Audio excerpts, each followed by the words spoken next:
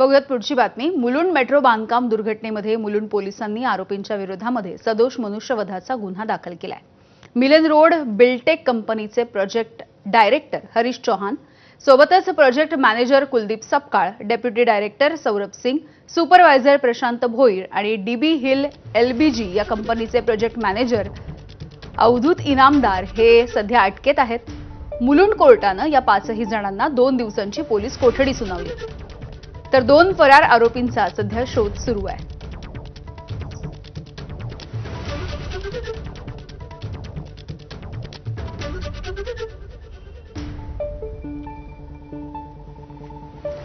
तर मेट्रो स्लॅबची दुर्घटना घडलेली होती, ज्यामध्ये एका व्यक्तीला आपला जीव देखील गमवावा लागलेला होता। या सगळ्या प्रकरणी आता कारवाईचा बडगा उगारण्यात आलेला आहे। सदोष मनुष्यवधाचा गुन्हा देखील दाखल करण्यात येतोय।